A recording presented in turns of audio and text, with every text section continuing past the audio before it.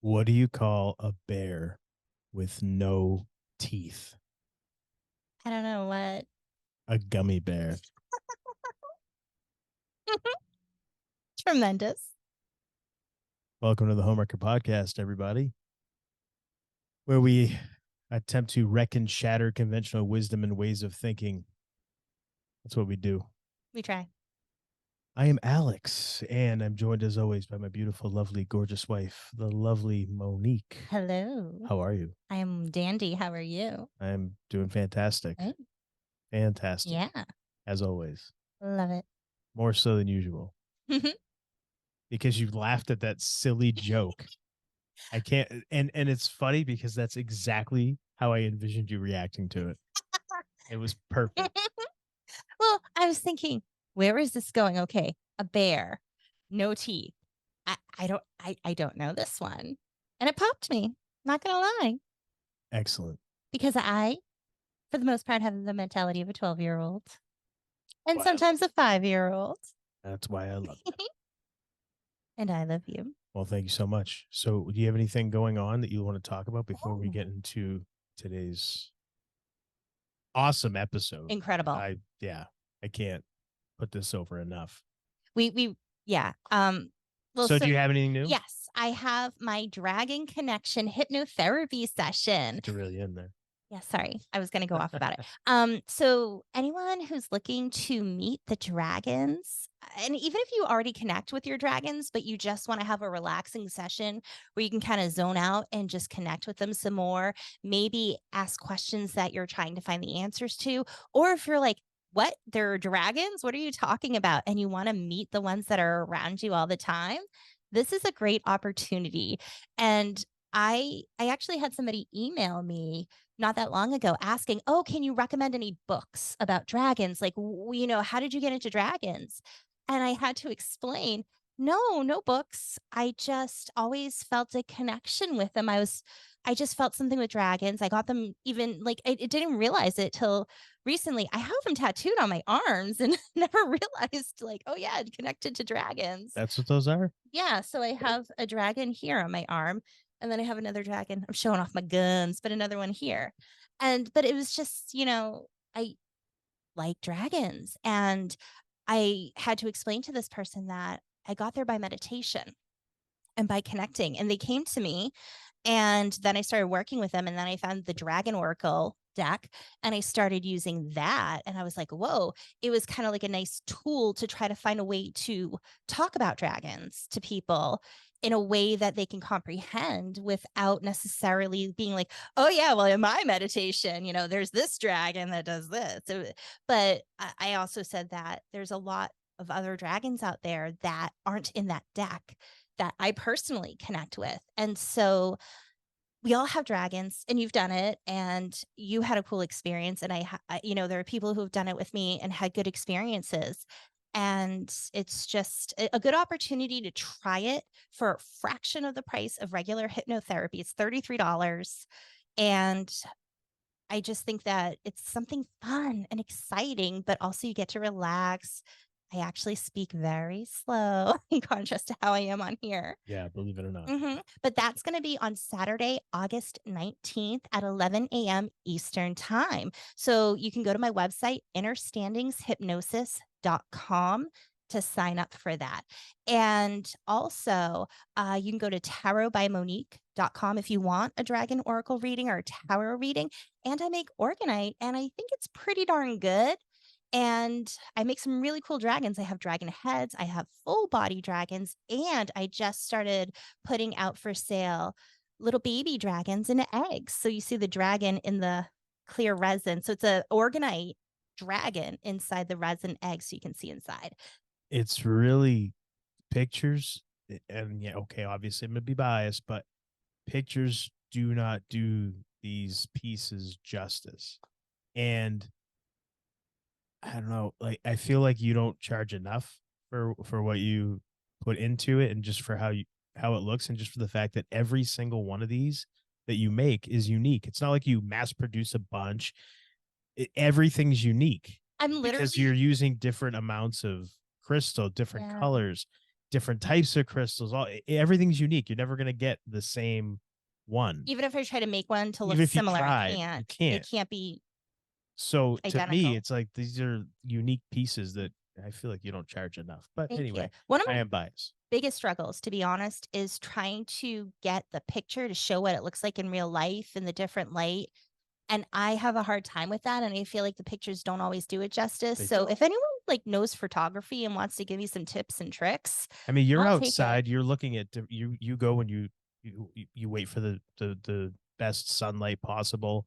You've taken pictures in like that little box. Yeah, Like like the whatever light that thing's box. I've called. done that. Yeah, I like the ones outside better. they don't do it justice. None of the pictures do. You have to hold it in your hand and like really look at it and And marvel move at it and and see see it in a just how. different light. Yeah, Yeah. it's really they're Thank you. just incredible things. So I again I'm biased, but yeah, it is what it is. Thank you. But yeah, I literally I'm outside in my backyard. I make one thing at a time, and I'm barefoot and I get in a meditative state. My feet are bare feet in the ground, and it is a process. It takes a while to make them, and but I think it's a labor of love. They're always incredible. Yeah, thank you so much. Absolutely. But yeah, so go to tarotbymonique.com, and if dragons aren't your thing, that's okay. I have lots of other stuff for orgonite. I have pyramids, I have pendants and pendulums, I Lots have of cool stuff. Go mushroom, check all it the out. cool things. Yeah. Absolutely. Thank you. How What many people do you think were listening to that and went, he doesn't know that she has dragons tattooed on herself? I didn't even think of Because that. as soon as I said it, I went, I'm just now realizing that that's what that is a dragon. I always thought for some reason that it was like a tribal symbol, or at one point I thought it was barbed wire. I Oh, it's a dragon. I don't stare at your tattoo. No, it's okay. I forget what tattoos I have. So it's And I don't have a kind of fun. ton. I don't have enough. I thought it right after I said, I'm like, wow, that's gonna sound really awesome. Like people be like, wow, how long have these people? That's They're how married. spiritually connected we are. It's not about the physical bodies. There you go. There you go. That's what it is. Yeah. All right. So anything with you that you want to touch on? No, I'm just excited to get into today's show. Yes. Where we speak with a fantastic lady. Yes. And That was my opening for you to taking in like her, Yes. Yeah, she is fantastic. She's somebody I do consider a friend, Leslie Fear from the Because I Want to Know podcast. And she's also an author. She writes paranormal romance novels, which is incredible. But I mean, she even does stuff with home decor, like helping people like, hey, decorate this, instead of a total remodel, you can decorate your home and do this, this, and this. She has a TikTok. She does a lot of home decor stuff on, which is really neat too. But there's so much more about her than being a novel, like an author and a podcaster. She is magical. She is, yeah, 100% agree with that. We have a really great conversation. We do. And we actually began talking before you guys are going to jump into the conversation here in a few seconds. We talked for what, maybe like 30 minutes before should we maybe actually start recording. I know. We're like, oh, we should probably record now. And then after we finished, we talked for another close to an hour. Yeah. And I mean, it was just an incredible lady. I'm really, really glad that I got to meet her and have this conversation and everything. And it was really just awesome. And we talked about a couple of sensitive things. So there's your warning if you're listening with children in the car or anything like that. Trauma, abuse. Anything like that. Just be aware that there is some of that involved in here. Nothing too graphic, but you can read between the lines and figure things out. So if that's something that maybe you're not comfortable with, then this is your warning. But I will say that, spoiler alert, it ends well.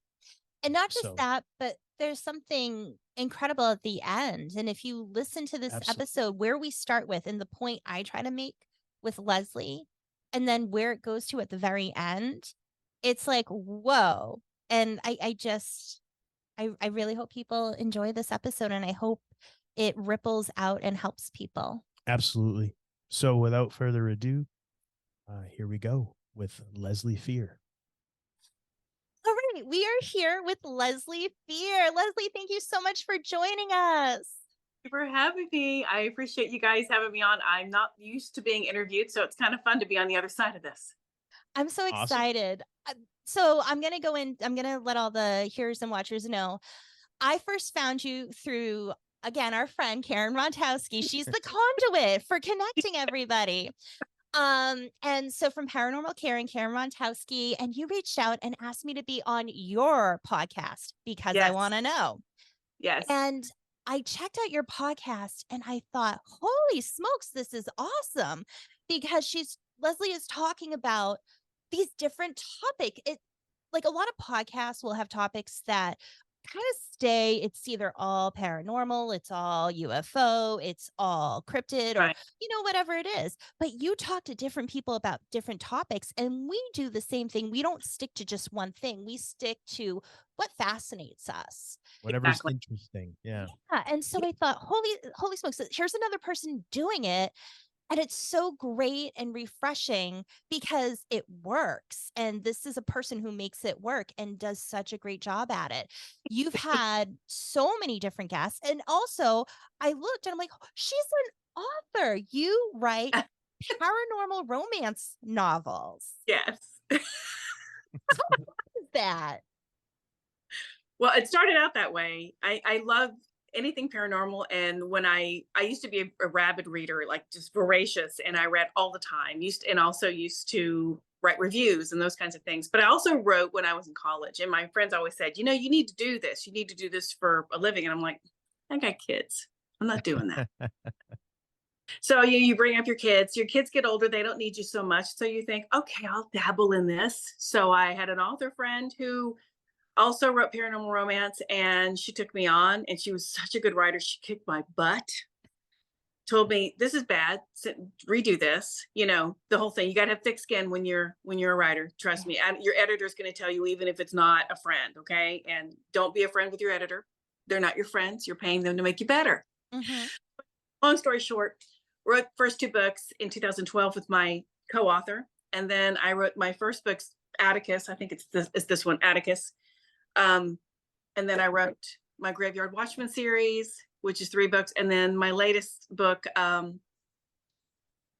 Sun. They're all paranormal romance, but they're all about different things. Like one's about a haunted house, one's about angels and demons, one's about Greek mythology. Nice. So it's about Apollo and his son Asclepius. I don't know if you know who that is, but yeah. So but I got a little burned out on it. And so when I was talking to, I listened to internet radio. Do y'all remember Hay House Radio way back in the day? I don't. No. Okay, well, before they were podcasting, it was called internet.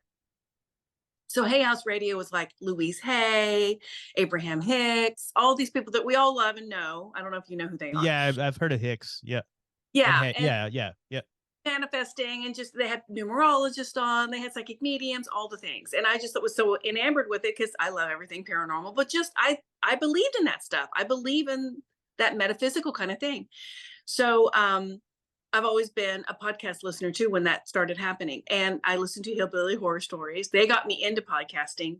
They talk about history and haunted houses. And I love history and I love anything paranormal, haunted kind of thing.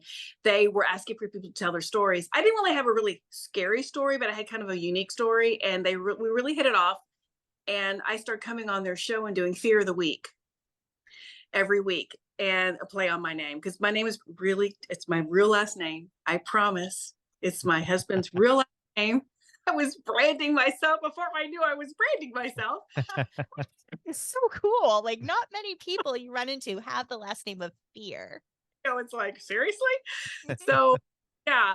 So I did Fear of the Week. And what I would do is I come on for like 10, 15 minutes every Thursday and talk about like how long you lived after your head got chopped off. That kind of stuff. And that's interesting. Come on. I want to know. I want to know how many bugs I have in my face, microscopic bugs. And guess what? They're really good for you. I don't know if you want to hear about it, but I do. So it was that kind of stuff. Yeah. I love it. It's so he's like, you need your own podcast. And I'm like, no, I don't. I'm writing now. I don't need it. He goes, yeah, this is Jerry and Tracy Polly. He goes, yeah, but you're getting burnt out on writing. You already told me you were. I'm going to send you a mic. He sends me a mic. This mic I just showed you guys. Still have it. And I was like, oh God, I don't know how to do it. I don't know how, I'm not techie. He goes, I'll walk you through it. So he walked me through it. I started the podcast and I interview everyone and anyone who interests me with unique occupations or life experiences, like maybe a mortician, psychic medium, tarot readers, near-death experiencers, people that leave cults, people that have been in prison, that kind of stuff. I want to hear what your experience was. And so that's what started my podcast, and that's what started all this. But it also opened my mind to things that I didn't know I could do. Mm-hmm. And I'm going to let you get there. Because I've always been interested in it. And so when my mother died in 2017, I started the podcast in 3 years ago this month, I started the podcast. So it's been 3 years. So in 2020, I started the podcast. And my mom was always kind of interested in this stuff too. She kind of had an interest in it, so we always made a pact a long time ago. Hey, whoever goes first, obviously it was her. Let me know how you're doing. Let me know what it's like.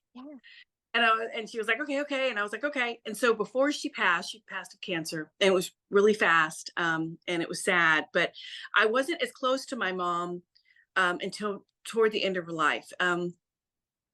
She just wasn't available to me. It wasn't like she was a bad mom, but she was just not there. And I ask her even now, Mom, do you mind when I tell people some of the negative things? She goes, absolutely not. There's no ego up here. It's okay. Tell your story. It's your truth.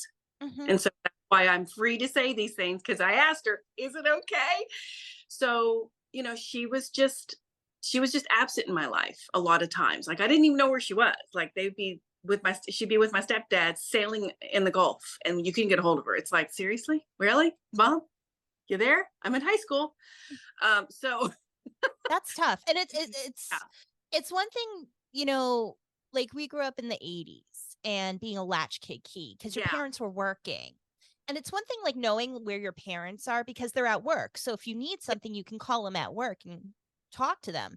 But that's different when you don't know where a parent is, and you might have an idea of, what continent they're on, but you can't just call them up on the phone. That must have been very difficult. Well, you grow up really fast. I mean, I went to 4 different high schools, so that tells you how many schools I probably went to before that. So I mean, we just moved. So it's just, I had resentment because I didn't have a house I lived in forever. I didn't have a place to call home. And, and when I did see her, it was a very conditional situation. And that was just her personality. But guess what? I'm so close to her now, it's crazy. And it's weird that I'm saying that because she's not even here anymore. I know. So okay, we have to. Were you going to ask something that's going to lead us there? Because I want to hear about this. Okay. Yes. Go. Okay. Yeah. I want to hear about this. How are you communicating with your mom now that she's not here? Okay, so on my podcast, I have a resident psychic medium named Christina Curran, and she's become one of my very best friends. And she's always like, all you have to do is talk to her. She's right there. And I'm like, that just sounds weird. I mean, I did ask, hey, what's going to happen? Tell me how you're doing up there. And she said, I know you don't think you can, but you can. Everybody can do this. We all are collective. We all have a connection with source, the other side. We all do. So I said, oh, okay, all right, I will try it. So for literally about probably a month and a half, 2 months, every night my husband be already asleep. I'd be in bed because I can't lay down and go to sleep in 2 seconds like he can. What is up with men that can do that? Anyway. See, I can do that. I'm like, I can't do that. He can't, but I can. I'm like, okay, I'll be asleep in the next 10 to 15 minutes. I'm out. She's out in 30 seconds. I know. And I'm like awake and unfortunately look good at TikTok, I'm sure. So, but I put the phone down and I was like, and I concentrate, shut my eyes. And I would say, Mom, are you there? Are you there? Nothing. And she goes, you're going to hear, something's going to happen. You're going to hear something. I'm like, I'm not hearing anything, Christina. What's going on? She goes, just keep trying. And she goes, and breathe through it, get quiet, set your intentions that you want to see her, all the things. And I felt her with me, which is weird to say that because I didn't know that's what it was at the time. So finally, after about a month and a half, I was like thinking to myself, okay, I'm going to ask her a question and then I'm going to answer myself into something she would say back. So I said, hey, Mom, how are you? Where are you? Are you okay? And I heard, hi, sweetheart. And that I just made myself say that. That was me. I said, Mom, if you're really there, what do you do all day? Do you have a job? And I hear, I'm a greeter. That did not come from me because I didn't know that was a thing. And I'm like, what? And then I said, and I was like, at first it kind of gave me chills. And I'm like, okay, is this real? Is this real? Am I being crazy? Is this schizophrenia? Do I need to take some pills? Maybe go to a doctor? I don't know. So I kept going. And I said, what's a greeter? She says, I greet people who don't have a loved one on the other side to greet them. Like maybe a child who doesn't know their family members. They're old, the older they're before they transition, they're very confused. They don't know where they are. Right. Or maybe just someone who has Alzheimer's or someone who, whatever it is, that doesn't have that strong connection. And she is like motherly and she just, come on, honey, come on, let's go. I'm here for you. I know you don't know me, but I'm here and I'm safe. And she has a blast doing it. And I could see her doing this. I can see her doing it. And it was her personality here, but on a different level than it was here. She was all about making people comfortable and making people happy, but it was on her terms. Now there's no ego. It's just all about love up there. It's all about love. Yeah. I love that because so many things I want to hit on with that. I think the first thing is pointing out that I know I always try to tell people you don't have to be considered psychic to open. We're all psychic. We're all gifted. We're born with these abilities. It's just some people, the door's wide open. Some people it's a little or a crack. And even if the door's not quite, open for people, you can't open that door. And that is a great way. I tell people, try meditating or talk to the people who've passed, just in your mind. You don't have to say it out loud, but just have those conversations. And with you, it goes from you saying something to answer yourself in your mind to, wait, I don't think I did that. And this is the thing that's so difficult for people is trusting the information. I tell everyone with hypnotherapy, you have to trust the information that comes to you because it might not make sense. It might seem crazy. It might be kind of bits of everything everywhere that you have to sort out, but it comes for a reason. Yes. And when you trust that information, you're allowing your mind, there's these little parts in our mind that we close off. And you open it up. And by trusting it, you open it even more. And a lot of, even myself, am I crazy? Like, am I really, talking to my Grammy, or am I just crazy? I think part of it is because, especially now, people are made to think that if other people can't comprehend what you're going through, then it's not real. Right. So think about people with fibromyalgia. People who've, like, I had Lyme disease and I struggled with pain and I was told by doctors, well, we don't know what it is. Nobody said Lyme. They're just like, oh, well, your pain, it got to the point where it's probably just in your head. Oh, great. And we're made to think these things are in our head and it's not real, but it is. My pain was real. My neuropathy was real. And the only way I knew it was real is I didn't come up with that. I couldn't have come up with that. That's how that gives it validity. And when I'm a greeter, I would never have come up with that. Yeah. And that's the thing. You have to know, you have to know yourself. And you have to be able to say, I know myself. I know my body. I know my mind.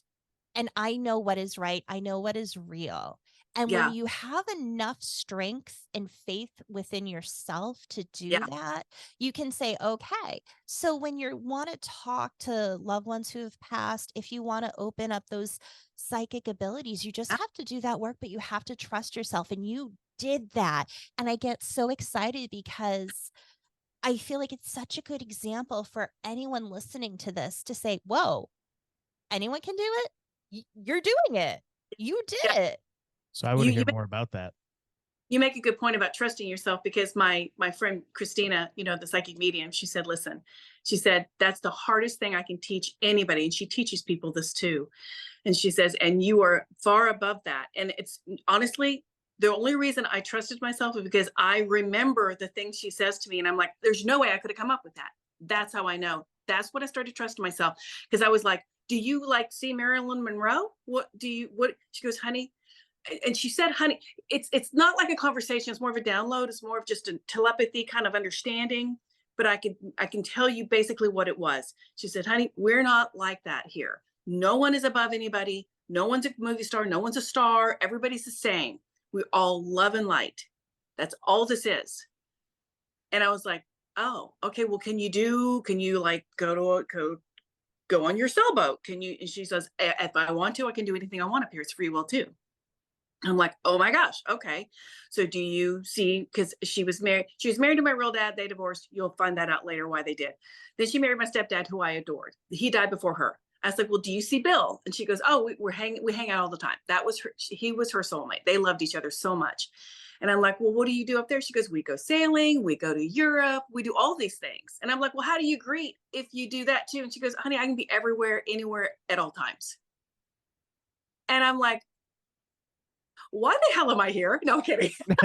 Oh, I love that. And what you're saying just, it helps me because with hypnotherapy, I had a session where I connected with my soul and I was shown what we are. I saw a source, and it's like these intricate spider webs all spread out, and we're all connected, and we can be everywhere at once. Even now, I'm physically here, but there are parts of me doing other things, and because time isn't linear, and it's hard to do it in the 3D world, but once we pass, we're able to do it all. We can be multiple places at once.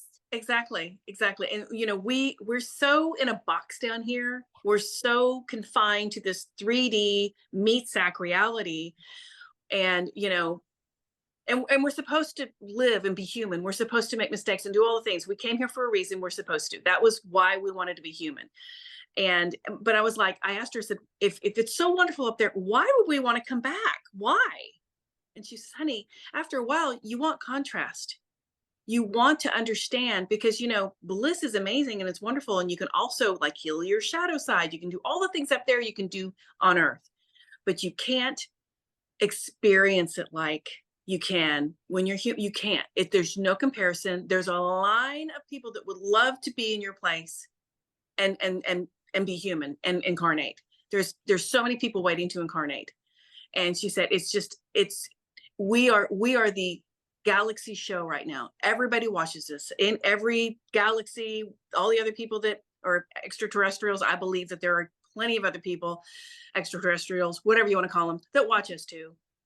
And so, but we would have these conversations, and I was just like blown away, because I was just like, okay, so Mom, I kind of feel, it feels like you're more like, you didn't pass away. You're more like the incredible invisible woman. You're right here. You didn't really leave me. And she goes, I never left you. I never left your siblings. And my siblings are so engrossed in their own little religion or whatever. And that's fine. That serves them. And that's okay. Because that's just not my journey. That's their journey. And that's how I have to look at it. That's their journey. That's how they wanted to come down. Some people want to come down and they think connected to the source, and they're not. They're connected to a construct. They're connected to something that's keeping them in control. And that's okay. And that's just my opinion. It may not be very popular, but I know the difference because I talked to my mom, and she says, honey, God/source has nothing to do with religion. Nothing to do with religion. We were just talking about this a couple of weeks ago, because Alex and I both went to funerals, 2 different funerals separately. And we were talking about the freedom of spirituality versus the constructs of religion.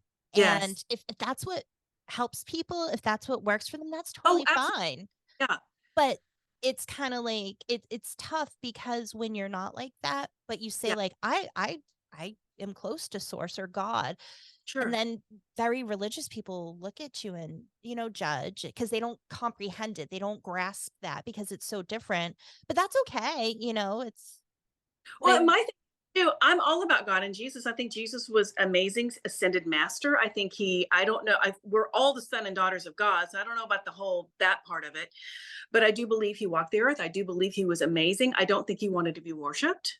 I don't think that was part of the deal with him. I just think he was all about love and light and God. And that's all I talk about is love and light and God. And if that isn't Christian, I don't know what is. Well, What that's the Yeah, thing. right. I think we're all here to help each other. And that's part of the thing that I love about your podcast and Jennifer Holtz with Curious Cat and Karen Yeah. Rontowski with Paranormal Karen and us. And all these other podcasters out there who are giving platforms for other people, not only for them to share their thoughts and their experiences, but giving a platform for other people to share their Yeah. experiences, their thoughts, because I think that's the way to do it, is learn from each other. And even though if we might not agree with somebody or we have some different opinions, it's like we're putting that information out there so we can grow and learn and hopefully help each other. Because listening when you were on the Curious Cat podcast with our friend Jennifer Holtz, you were talking, you guys had a conversation about, you had guests with the near-death experiences Yeah. and talked about what it's like coming back and what Mhm. it feels like for somebody, and that metaphor of getting all dirty and gross and then like going to take a shower and feeling good and putting those gross dirty clothes back on. And I had a friend, because your conversation brought up something that happened not too long before with a friend of mine with a deja vu experience, that it was like we were in different time, like we were there, but we were also experiencing a different timeline happening at the Yeah. same time. And I was like, you need to listen to this show. And she's like, oh my gosh, it hit her, because she said it made so much sense. Even though she didn't have a near death experience, she just Yeah. talked about how much it resonated with her and feeling like wanting to go home because this isn't home per se. And it made such an effect. And these conversations ripple out for anyone to hear. And you might not even realize the help you're giving somebody. It's like, Oh, without having to physically be there, just by recording a conversation, you're helping people. You're making people feel less alone. Jen had Derek from Mystical Wares on his show, and he yeah. talked about how he sees little like sparkles of white light. I never heard anyone mention that. I was listening to it in my car, like starting to cry, because when I was little, that's what I would see when I would see Oh, spirit and fae. But you're little, you don't get, you just know you like it. yeah. And to hear somebody else say that, it's like, I'm not crazy. Again, trusting yourself, but it And helps when you have somebody else talk about it. well, and that's the thing. I mean, I'm here to spread awareness, whether it's a near-death experiencer or someone, that left a cult or whatever. There's better things you can do to help yourself. Like, but when it comes to near-death experiencers, I want to spread awareness. You don't have to be afraid to die. I don't want to die anytime soon, but I'm not going to be so afraid of it because I did something wrong, or I'm going to go to hell, or and hell does not exist. And I can tell you that for sure because I talked to my dad. And he should have gone to hell, and Mm. he did go to hell, but he went somewhere where and I'll tell you about that in a minute, but whenever you guys want to talk about it. But for months I talked to my mom. Well, actually for a couple of years now I've talked to my mom, and finally I said, Mom, I feel so much closer to you, and in the afterlife. And she goes, well, I do too. I mean, I think this is what we had to do. We stopped a trend of an issue where I was a little bit more absent, because she was pillar to post child too. She had that kind of lifestyle. So she was a nomad. She was all over the place, and I'm not. And she goes, you stopped it, but you also are making amends with me, and we're talking about it, and we're getting closer, and we're doing almost the shadow work that we could, and it's facing everything together. Me up here, you down, me up, she calls it me upstairs, you down here. And keep talking about it, keep telling people what we talk about, keep explaining to people that just near death experiencers, I'm telling you, they go, let's say one person was on an operating table, and she said, Leslie, this is Vicki Button, she said, Leslie, when I was on the operating table, I felt myself watching down, and I saw all the doctors and nurses. I knew every single thing about that doctor. I knew why he was a doctor. I knew how many kids he had. I knew his hopes, his dreams. I knew what day he played golf. That nurse, I know that she just suffered a dog that just passed away. Her husband was cheating on her. She was a wreck, but she was giving it all to get her mind off of this. And I was like, what? She goes, it's amazing how much you know. We're all connected. We're all connected. We are all one. Yeah. Oh, absolutely. Yeah. So, okay, now I want to hear about everything with your dad. Okay. Please, if you don't mind getting into that. No, I don't mind getting into it. So my parents were married. They had 4 kids. I was the youngest. My sister was the oldest. There's 2 boys in between. So my dad, they moved all over the place because he would lose jobs or whatever, and they'd get a house and then he'd lose a job. So I was all over the place. It was in Kansas though at the time. I was brought up in Kansas, believe it or not. Born and raised in Topeka. And anyway, so my mom worked as a nurse at night. So he would be with us at night. That was the first problem, that he was with us at night because my mom wasn't there. So he had access to my sister and I. I don't have to go into detail. Y'all know what that means. When you have access to young girls and you are a very sick person, things can happen. It started with my sister first for years. And we wondered why she was getting a phone in her room or she was getting, extra stuff and he was bribing her so she wouldn't tell. But then he started coming toward me. And my sister knew, and she kind of helped stop it, but he did some damage. Nothing like her, but he did damage, right? I mean, you're abused. So, and then he would just beat my brothers. When they got in trouble, he would just beat the crap out of them, just take his belt and just beat the crap out of them. So he was a sick man. So my mom, when she found out about my sister, she didn't know because she worked at night. She didn't know. She finally found out. My mom, I don't think there was a quicker divorce in the universe.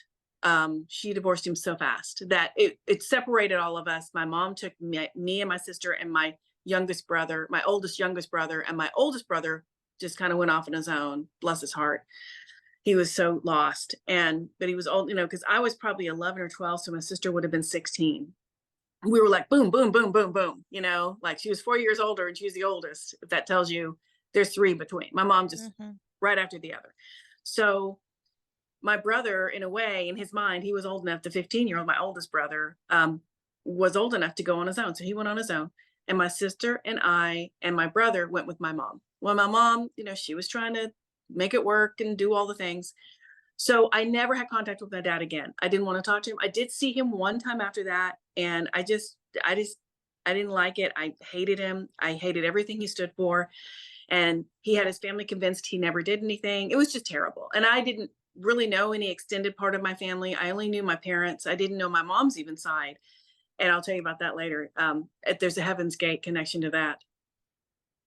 So you guys got the grand tour. Oh, I love it. Keep going. I mean, wow. it's heartbreaking, but I feel like you telling the story is going to help a lot of people. I do too. So we have no connection. So, but my oldest brother, my dad ended up moving to Sacramento, California, and my oldest brother moved out there with him. So they were kind of connected. He wouldn't let my brother live with him. My brother would be homeless and go hop in someone's pool to take a shower and then go to school. I mean, it was terrible. It was awful. It was just terrible.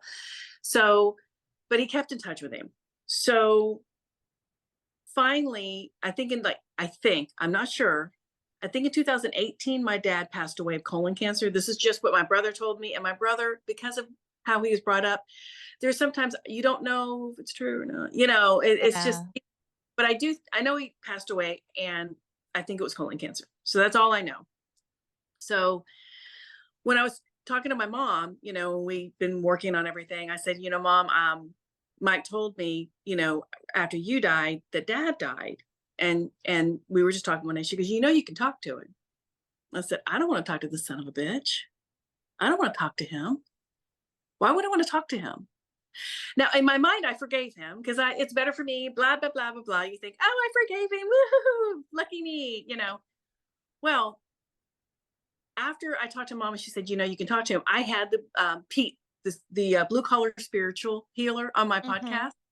And he did a little healing on me because he said, do you have some tightness in your shoulders? And I was like, I do. And he goes, the right side, he goes, this is how I read it. The right side of your shoulder is your dad. That's kind of your parents. Right side, your dad. The left side, your mom. And it's always right here on my right. This is my right side, right here. Tight. My husband would work it out like all the time, really tight, bad. Like it was tension headache bad. And it was years. I am not kidding you. When he talked to me and said, okay, breathe through this. I feel it now. I'm gonna have you do this. Just take some breaths. He did what he did. It took like a minute. It was gone. And people think, oh, come on. I don't know how to explain it. It was gone. And how long had you had this for? Oh, years, 10 years. I mean, maybe longer. I mean, you know what I'm talking about? There's always tightness right here. You don't talk always there. And you don't notice it until you sit down, you're watching Netflix and you're like, dang, man, honey, can you work this out? You finally relax at the end of the day. And that's when your body is like, okay, I'm going to show you everything that hurts now, everything that's wrong. And you're like, I'll just take some Advil or whatever. And I'm not a big Advil or anything taker. I just don't take anything. So I just sit there in the pain and him gave me a glass of wine. So we do the same thing. We don't take anything. Right. So, but to this day. So I was like, huh. And I hear my mom, while he's doing it, you can talk to him, you know. She knew something was up. And I was like, damn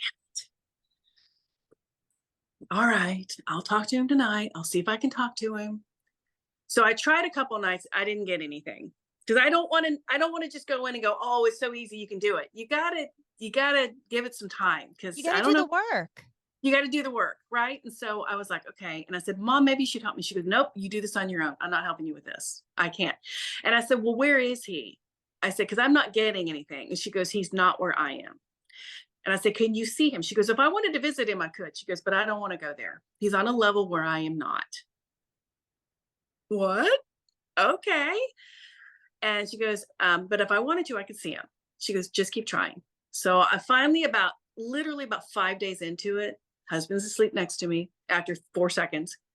And I'm starting to, try to talk to my dad. I hear my mom say, uncross your legs. Because, I'm laying there, cross them all, and I'm, okay, Mom, because now you're being closed off by doing that. Doing this and your legs are crossed, you're laying flat on your back, your legs are crossed. She goes, uncross your legs. Like, okay. I guess that cuts things off. I don't know. Finally, I say, Dad, because I said, for years, I never called him Dad after I always called him Gene. I didn't like calling him Dad. But finally, I just said, Dad, are you there? And I hear, yes, I'm here. I said, where are you? He goes, I'm not where your mom is. And I'm like, I know, she told me. And I said, where are you? He goes, I'm in solitary confinement. And I was like, what? What do you mean solitary confinement? He goes, that's where I am. And I said, well, describe it. Are you just in a black room? He goes, yes. He goes, I can hear people talking. I can hear people crying, but we can't communicate with each other. And I said, why? He goes, because this is where I need to be. And I said, do you feel source? Do you feel God? He goes, I feel source all over me, all around me. I said, okay. And that was all I got. I didn't go any further because it was wigging me out a little bit. Talked to Mom the next day and I said, Mom, what was that all about? And she said, he's put himself there. Mm-hmm. You guys still have a contract. And she made it sound like we had a contract and he was supposed to maybe do this. And I was supposed to learn ultimate forgiveness. And he was supposed to understand that he could never, ever do this again. Because there was a derail there with him. There was a derail. I don't think he was supposed to do all the things he did. I think he was, do you see what I'm saying? I think there was a little bit of element there, but he took it way too far. So, and he's punishing himself. He's like paying penance or whatever. Mm-hmm.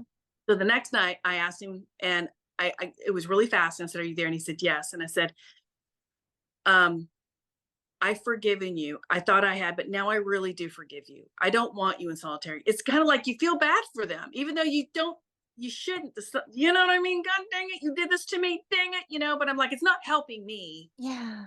I stay pissed off all the time because there's that thing in my back. There's a thing there, and it's all gone now. So I got to let that go. So I said, I'm letting it go. He said, I said, does that help you? He goes, that helps me tremendously. That will get me out of here, this level. And I said, okay, but I'm going to have you do something for me. I want you to go back to that little girl that you abused. And I want you to hold her like a father should. And I want you to protect her like a father should, and tell her you're sorry and you do better and you do it right. And he said, I'll do that Good for you, by the way. Good for you for doing that. Well, I remember how it felt. And, you think, well, how do you do that? Because, it's kind of that Reiki thing where you can go back, and, and I don't know where that came from. I just said, I want you to go back and do this. I want you to give you an assignment. You're not going to sit there and wallow in this. I want you to do something now for me. And he said, when I asked him to do that, a couple weeks later, because he goes, I'm no longer in solitary confinement. I have absorbed back into the light. Oh. And I was like, and I didn't know that was a thing. I didn't even know that was a thing. And I talked to Christina. She goes, oh, it's absolutely a thing. He's still healing, but now he's allowed himself to get out of that hellhole. He put himself there because God didn't do that to him. He did it to himself. Yeah. Because he was, no one judges anybody but yourself. You're your worst judgment and a judger. And he finally, and I said, because I asked him before he told me he went absorbed into the light.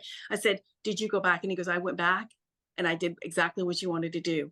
And I said, I'm telling you, because none of this came back. None of this came back. I don't know how to describe it. It's insanity how this worked. And when I start talking to people about it, they were like, you need to talk about this. You need to talk about this. And I'm like, okay. I didn't know that it was such a big deal. Because in my mind, I'm like, I'm just healing myself, right? Yeah. But maybe if I can help someone else, because as bad as you hate these people, as much damage as they did to you, they are not the same on the other side. They do not have an ego. They do not have an agenda on the other side. All they are is love and light. Being a human can screw you up. And you either fix it, you can either make it better, or you can just come back and do the same shit over and over and over again until you get it right. Exactly. And I don't want to do that. I want to keep learning, and I wouldn't mind coming back if it's about learning and helping and spreading awareness. But I don't want to come back and have to endure the BS that we all have to endure because we have to get over something in our family or in our lineage or whatever. I don't want to do that anymore. I want to help people, It's so interesting, the story, what you're saying your father went through, because I've heard stories about people doing life between lives with hypnotherapy. Yeah. Some of my clients, and what's so interesting, anytime I do a past life regression, we always, at the end, we go to the death scene. And then at the death scene, I have them experience once they're out of the body. And then I say, okay, now, are you above the body? Are you next to the body? Where are you? And they'll say, and are you alone or people with you? And they'll say, and then it's like, so it's interesting though, because it's almost like a total personality shift. Yes. Whatever was going on, they get there and like, they feel better. There's like no burdens anymore. No. The emotion, it's weird. It's like the emotion is gone, but it's more of that dramatic emotion. And people have said, I don't know what my problem was. It's like they realize, like, whoa, it's like night and day, because here we have so much emotion. And once you cross over, and it's just like, you're unburdened by it, but you still have feeling, you still care, you still love. And I've heard stories about people, like one woman, when I was learning hypnotherapy and life between lives, like one woman was like, I had to go into a tree to heal because her life was so hard. And so she had to go into a tree to heal. Like her soul had to go into a tree and heal for so long. And people have these different experiences. So what one person experiences isn't the same as somebody else. But you're talking about your dad, who was put in this solitary confinement. And I take it as this was the way he had to work on healing himself. Like this was his way of doing it. And, listening to what you're saying, it sounds so sad, but it's like everything is done for a purpose. And by him being there, and you talking to your mom and then being able to connect with him and do all this healing, and your strength to say, you need to go back. The insight that you don't even realize you might have that comes through in these situations is so incredible. And it just shows how strong you are. And it's Well, so inspiring. you guys have kids. Yes. You know how, when you look back and you go, I can't believe my parents let me do that. I can't believe they would do it that way.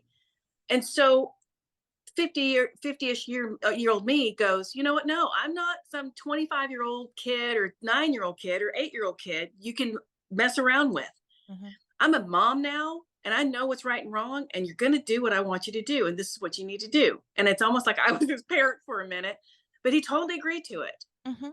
He totally agreed to it. And I know he did it because I don't understand how I don't still have this back here. I don't understand it. It's one thing when he got rid of it, which motivated me to talk to my dad in the first place, because my mom said, you can talk to him, Mhm. but that it's still gone makes me know he did the work. And I know you can't always compute the two things together, but I know, because I'm telling you, it never came back. It never came back ever. I don't have it anymore. And I'm telling you, I carry so much stress in my neck and my shoulders always, not my jaw. I learned my lesson on that. I taught myself how not to clench my teeth, and that is so funny how I did that. I mean, I felt it, heard a tooth crack, and that was all it took, and that was it. And I stopped clenching my jaw. I mean, I literally don't do that anymore. But I could never get rid of this. I could never get rid of it, and now I know it was because of him. It was because he did that for me. And I told him, I said, "Thank you for doing that." And and I told him I forgive him. Oh, and when he was in solitary confinement, sometimes I would say, "Hey, mom, can I talk to you and dad?" She goes, "I don't want. My contract is done with him. I don't want to talk to him right now. He's not. I don't want to talk to him together. You do us individually," is what she Mhm. said. And I thought that was odd. Now she's okay with him being absorbed. Now she's okay if I group them together and talk to two of them both. Isn't And that fun?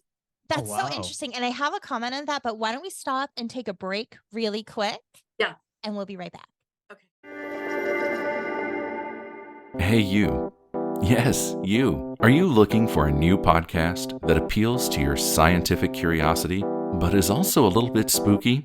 Show me how I died in a past life. Well, look no further, because this cat is where it's at. He had concerns about the ethics surrounding AI, feeling they had achieved consciousness. Curious Cat Podcast examines the shadowy space where science and the supernatural collide. Listen every week with your host, Jennifer Holtz, as she and her guests explore what it means to be a soul in a meat suit.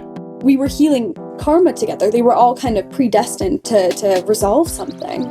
Listen on all your favorite streaming apps and continue the conversation on Twitter at CuriousCatPodCA, or find Jennifer and all her links at Jennifer L. Holtz, spelled HOTES.com.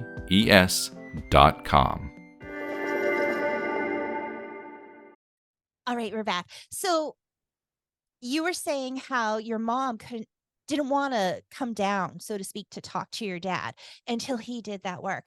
And I think that it's so interesting. I had years ago, I met with a psychic Reiki master who helped me tremendously.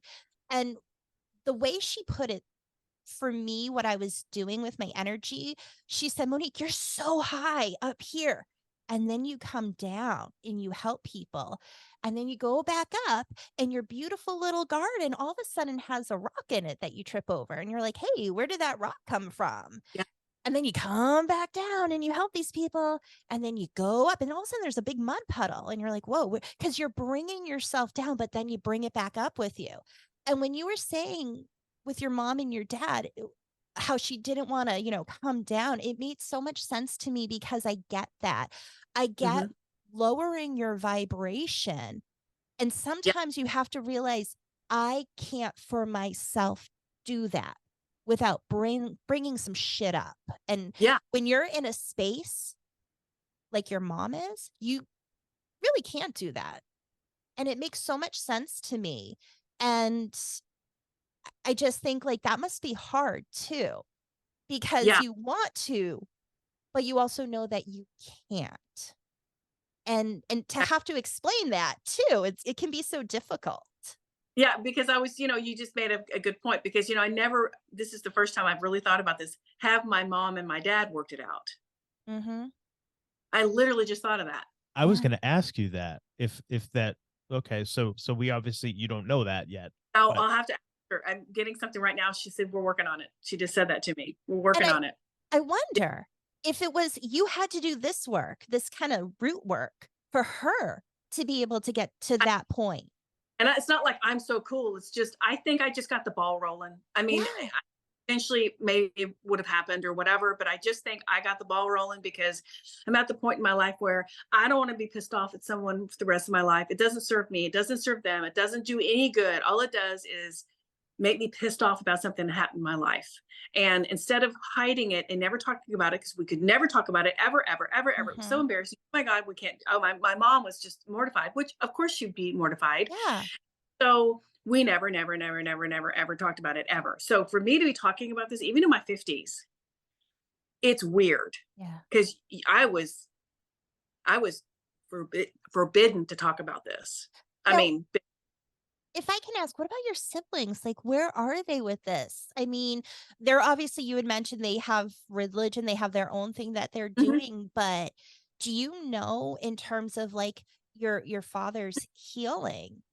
You're working with him and it's helping, but what about your siblings? it's a good question. I did tell him, I said, when he told me he did it, I said, I also want you to go back for my siblings and do the work for them too. Go back, hold them, be the dad you should have been, be the, tell them you're sorry or whatever. He goes, don't I need their permission? I said, you never need someone's permission to be the father you should have been in the first place. So I don't know if he went back at all, but their box is so closed that I don't think that they will never be where I am in the way of spirituality. And that's not a slam. Their religion serves them and their religion helps them. And so I will never, ever, ever say anything bad about that. That is their journey. And I respect it tremendously. They don't see me as someone that goes to church and all that. I don't think they see me as a bad person. I just don't. I'm their little sister. Oh, you're an author? Okay, whatever. Oh, you're a podcaster? Okay. So, and my sister lives in Florida. My other brother lives in Virginia. My other brother lives in LA. We don't talk much. So, and it's sad, but when the parents broke up, it broke up the whole family. And so we just don't talk much, and we're just not really close at all. But the reason being is because they would never be my friends either. You know what I'm saying? And I don't mean it like, oh, I want anything bad to happen. It's just like we're on different planets. I'm on a different planet than they are compared to how they think and how they live their life. And we have nothing in common. And I wish them all very, very well. But we just don't have a lot in common. So wherever they are, if they ever want to talk to me about it, that's another thing. But I don't think any of them would. No. I truly hope for your entire family that, your dad does or has done the work, and I hope that they feel that. And I hope even if it takes for them to cross over, they're able to do that healing together. Me too. I truly hope that. It really messed my brothers up. And he didn't do the same thing to my brothers. He just beat them or whatever, but he neglected all of us too. Like he just disappeared. No child support, nothing.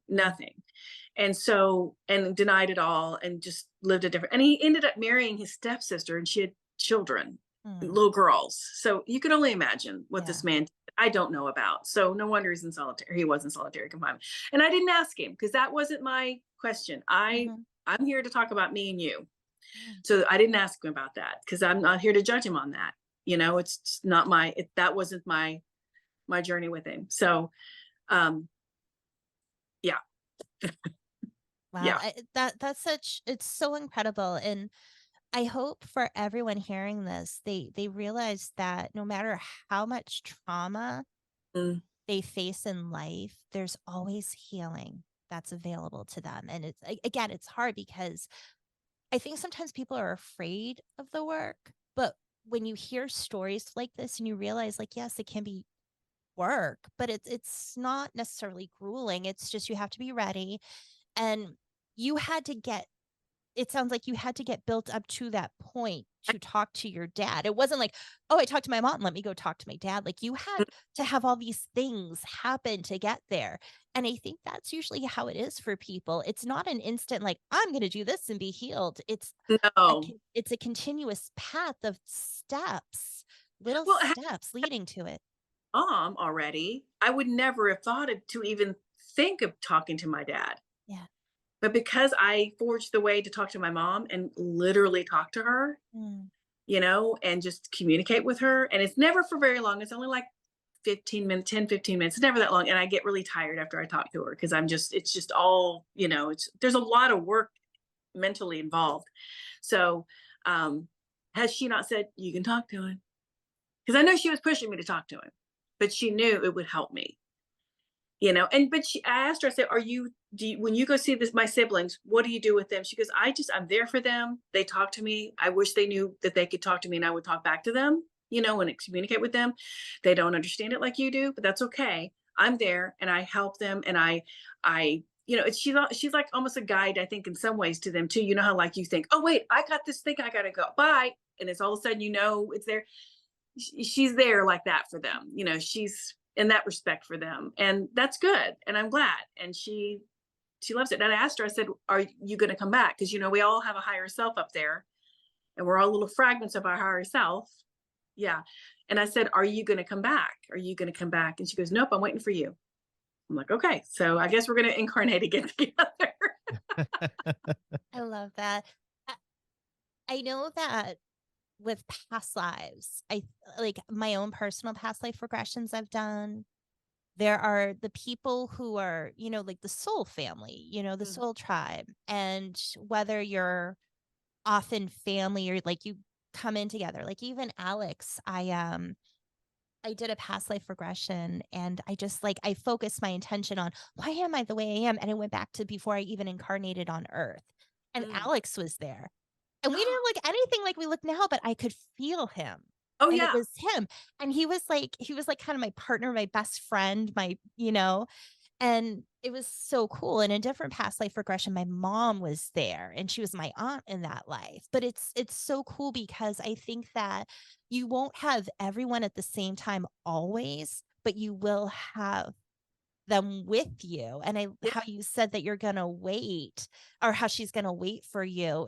It's so nice because it's almost, to me, it comes off as just comforting knowing like she's a greeter. So the people that don't have anyone there and it's like, but she's going to be there to greet you, you know, when that happens. To me, I think it's so beautiful and kind of exciting. It's like, you don't have to be afraid of death. That's something I've learned is I'm not afraid of dying. I think the hardest thing is the people you leave behind. Absolutely.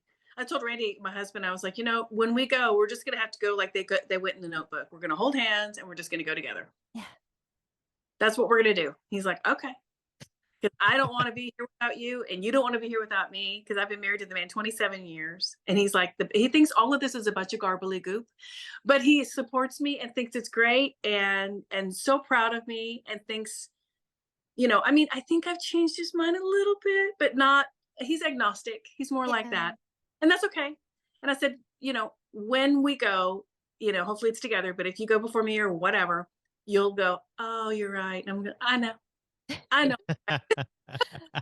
always say like Alex and I like us going together, holding hands and like that's kind of our, like, if we could write, you know, our own, and it's like, man, if I could write it out, but you know, whatever happens and it is what it is. But, and that's something I try to like, you know, teach our kids, like, don't be afraid of it. Like plants die, you know, animals die. It's just part of worrying about it. You know, you're wasting valuable time, you know, and you live your life every day. And I asked my mom, because she lost her sister before she passed away, but I asked her because she had her mom had different children with different men, and which is fine. So she had half sisters. She did have a whole sister, then she had a half sister. That's the one that died in Heaven's Gate. She was one of the ones that committed suicide in Heaven's Gate. Yeah. Can you get into that a little bit more? Can you tell us about that? Well, because I asked her about Judy. That was her sister's name. So I don't know if you guys know about Heaven's Gate. Marshall Applewhite led Heaven's Gate. He thought that there was going to be it wasn't like this at first. The reason he became a cult member is because he was friends with Betty Nettles, and she was a nurse, and she was all about the metaphysical and all this alien stuff, and they're going to take us away on his ship. And he was so unaccepted by his own dad. His dad was a pastor, and he was gay. And he was not accepted in the 50s. That was not what you do. So anybody that took him in and thought he was amazing, Betty did, they didn't have a relationship like that, but they had a very close relationship. Like, you're amazing. You can sing. Let's do this together. Let's start this little thing and let's have people talk to us and do this little religious thing. And at first it probably wasn't as bad as it became.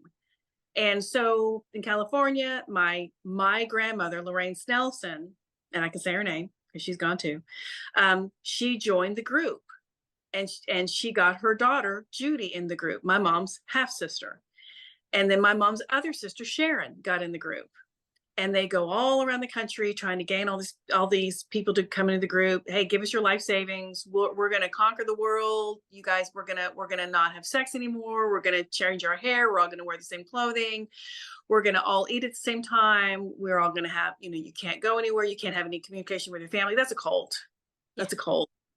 So it got to that point. Anyway, and I'm really paraphrasing this because I know this is not really what we came to talk about. But anyway, so Lorraine got kind of older and decided to leave the group. And then Sharon, my mom's full sister, left the group.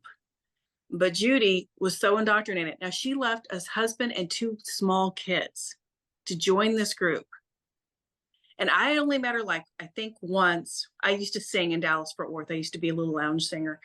And she came to see me sing. And I was like, she looks like you. Who is this? I didn't know her, really. And she was very sweet.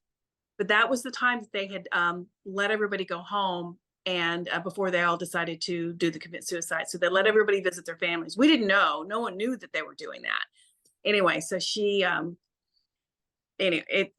I did an episode with my cousin, because she's never talked to no one. She's never talked to any news, no magazine, no nothing. She's never talked to anyone. She was approached, no one's ever gotten an interview with her, but she talked to me on my podcast, and her name is Cindy, and we talked all about it, because I can barely remember some of the crap that happened in my life because I was all over the place. Plus, I didn't know that much about my mom's extended family, and I barely knew where my mom was. So knowing all this stuff, I didn't know all the details. She filled in some blanks. And like I said, that's on my podcast. But long story short, Judy left, never came back. She had the opportunity to leave, and she was so indoctrinated. You become like Stockholm syndrome by then. You don't know that you can't live your life normal. You can't go back to that when you are so indoctrinated. She needed someone to tell her, this is what you do every day. And Cindy saw her journal. She goes, Leslie, they were so boring. I don't know why she stayed there. And I said, it's probably because she didn't want to think. She wanted someone else to do it for her. And I swear, sometimes we incarnate and we want, this sounds crazy, but sometimes I think when you're in your higher self and you're like, I would really love to know what it would be to be in a cult. Or I would really like to know what it would be to die of cancer. Or I would really like to know what it would be to have a child die, or whatever, right? Which is horrible. But when you're in your perfect state, there's no ego. You're thinking, I would love to learn this, because we're all gathering, information and giving it to God or source or whatever. And Leslie's version is not going to be the same as Monique's version or Alex's version. We're not going to have the same version. So let's get it all. Right. So I think that sometimes we do that. And so she was one of the 39 that committed suicide in California in the Heaven's Gate in 1997. Unbelievable. Yeah. Wow. It's interesting because Karen and I were talking not too long ago about cults and the mindset. And I think you have to be a charismatic person to draw people in the first place. Yeah. You have to have the right kind of personality.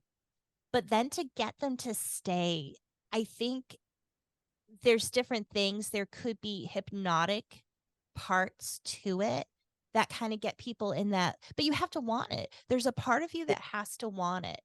And I think with what you said, when you're planning this out, and Yeah. I want to know what it's like for this.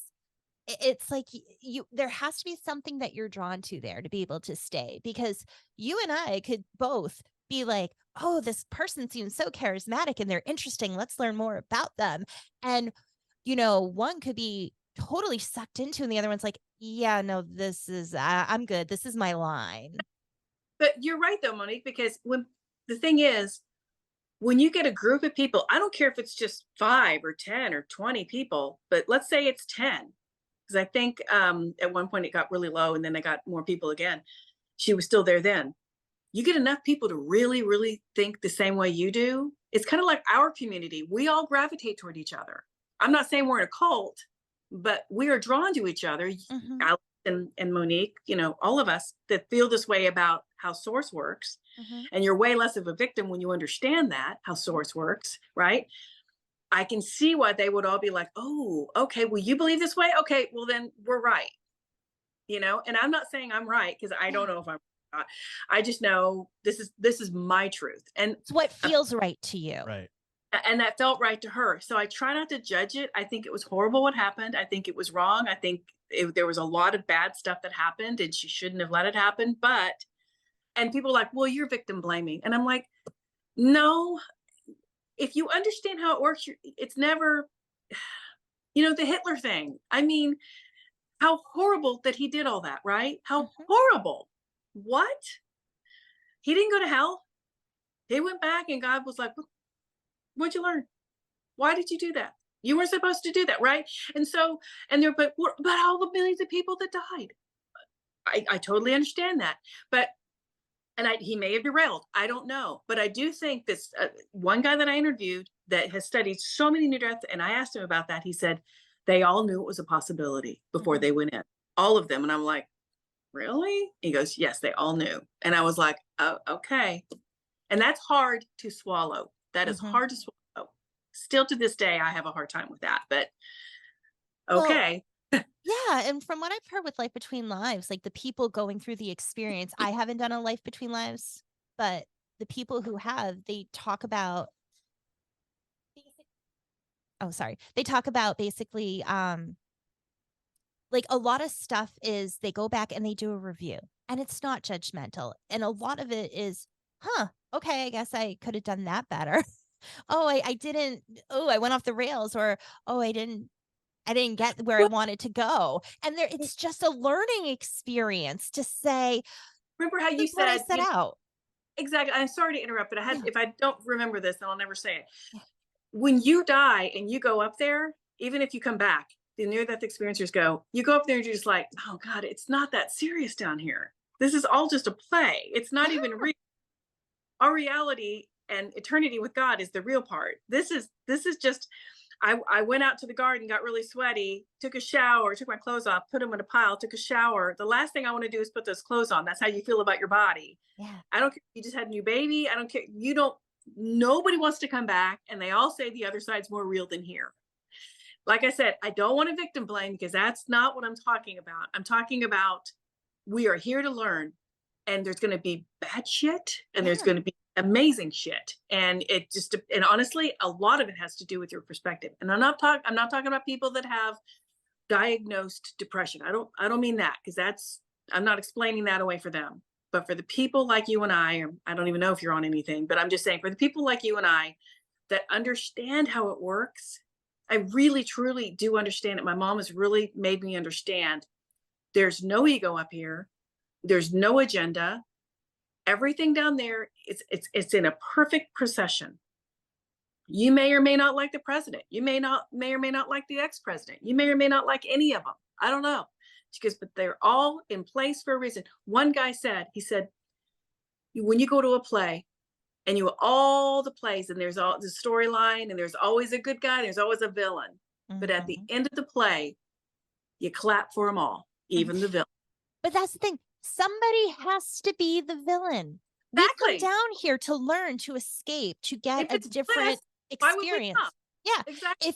If this was just, Eden and everything was perfect, we'd be just as bored. But that's the thing that I think a lot of people don't realize is somebody has to be the villain sometimes. And there have been people who have done hypnotherapy where whether it's life between lives or just talking to their souls and they realize the contracts that they've made. And they, sometimes what people souls will do is switch and they'll say, okay, I had to do the bad thing last time. Now it's your turn. Right. And they help each other. Yeah. But sometimes it can be so taxing. And sometimes it can go off the rails and Yeah. go way too far than it should. There's so many things that can happen. The free But will go. Yeah. Mm-hmm, but mm-hmm. we can't all be the good guy all the time. And when you look at it in like a very come down to a very micro sense of it, I think there are times where we're the bad guy. Even if you're a good person, you're the bad guy sometimes. Oh, And absolutely. sometimes you're the good guy. In one lifetime, it's not your whole life you're a villain or you're a perfect person. We all experience that duality within ourselves of the good Absolutely. and bad. I think there's some karma in there too. Yeah. Some just have to work out karma. And, whether you believe in that or not, I feel like you kind of do too, Mm-hmm. I'm sure Hitler had to come back and maybe not relive every single life that he ruined, but he's probably not living his best life right now if he had to come back. And if he didn't, And then there's the other flip side of that of maybe it took maybe he's in solitary, Yeah. maybe he's in his own place of purgatory, so to speak, where he has to work on that before he can even move on. So Exactly. we don't know. And I think what's hard is with some people, the things that they do in life, no matter how horrid it is, their soul feels that. It affects their soul. And it doesn't reflect the soul, it reflects the things that happened in this life. And that's what my dad said. He said, and this is just the feeling I got from him. We didn't have this conversation, but I got this feeling from him when he got there and he realized he, wasn't going to go to hell. Mm-hmm. And he must have had a life review and he put himself in the solitary confinement. He was probably like, oh, Jesus, what did I do? How horrible, even beyond me, who knows? I didn't have contact with him. So I know just what he did to my sister and I, he deserved where he was in my mind, because that's my human saying, you deserved it. You deserve to be there, but then you hurt me. I want you to feel that hurt. Absolutely. You want them to hurt. You want them to pay for it. Yeah. But then when I came back, it's kind of like my girlfriend said the other day. She said, I was watching Midnight Mass and there's this guy that shot a gun up in the air in this movie.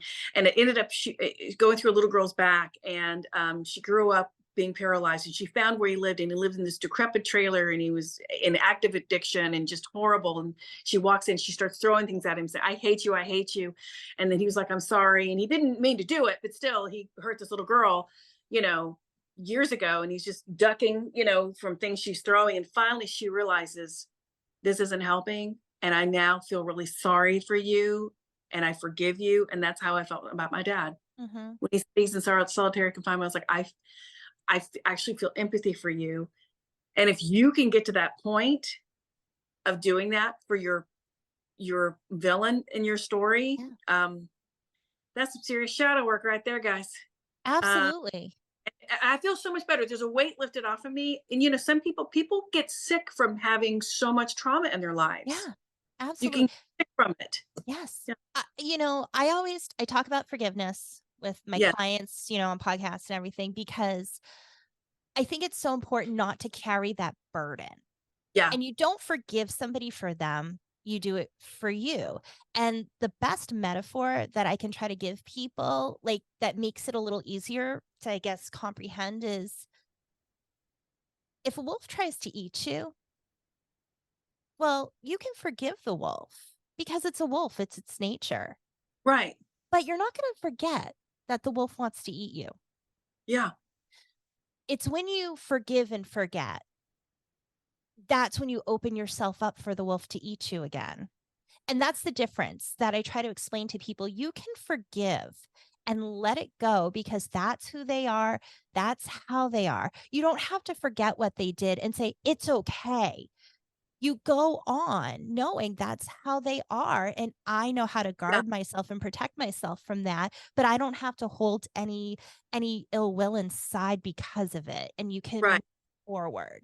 And I think that's really important because so many people think when I forgive, that means everything's okay. That means that what they did was okay. And that's not forgiveness. True. That's not what forgiveness is. It's about letting it go so you can move on. Absolutely. I mean, and I, in my mind, oh, I forgave him, but I didn't because of this, right? That was just my personal thing. And then when he showed me it could go away, and then my mom goes, you can talk to him,